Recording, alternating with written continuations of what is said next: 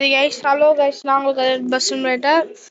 நாம் இன்னைக்கு என்ன வீடியோ பார்க்க போகிறோம்னா, உங்களுக்கே தெரியும். நம்ம இருங்க முதல்ல நான் ஒன்று சொல்லிக்கிறேன், ஒரே நிமிஷம். கைஸ் எல்லாத்துக்குமே தமிழ் புத்தாண்டு வாழ்த்துக்கள்.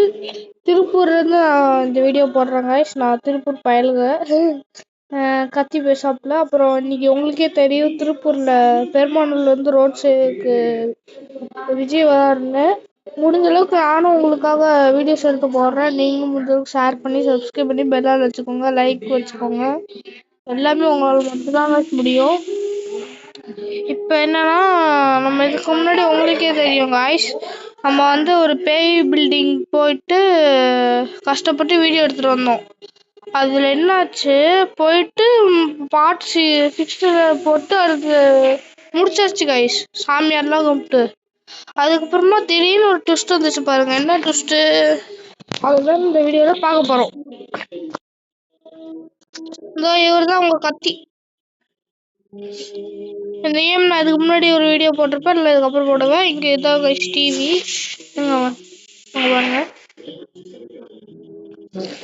கைஸ். அன்னைக்கு என்ன நடந்துச்சுன்னு நீங்களே கேளுங்க. சொல்றேன்னு சொன்னா இப்ப சொல்றேன் கைஸ். அன்னைக்கு நான் தனியா போயின்னு வீடியோ சொல்லல கைஸ். அங்க எங்க அண்ணன் மூஞ்சில பாதி இருக்கிற மாதிரி வேற யாரோ காய்ஸ், நல்லா பார்த்து வேற யாரோ. அதை நான் கேப்சர் கூட ஒரு கிளிப் பண்ணியிருக்கேன், அதை நான் இதில் ஆட் பண்ணுறேன். ஒரு நிமிஷம் சொல்லுங்க காய்ஸ். நீங்கள் இதை பார்த்தீங்களா? அந்த ஜின்னுருவத்தை மறுபடியும் என் தம்பி இருந்தது எடுக்கும்போது திடீர்னு பார்த்தீங்கன்னா லைக் அண்ட் சப்ஸ்கிரைப் பண்ணுங்கள் காய்ஸ் ப்ளீஸ். அப்புறம் பார்த்தீங்கன்னா அவன் கஷ்டப்பட்டு இந்த இடத்துல எட்டி எடுத்திருக்கான். அப்போ என்ன நடந்ததுன்னு நீங்களே பாருங்கள்.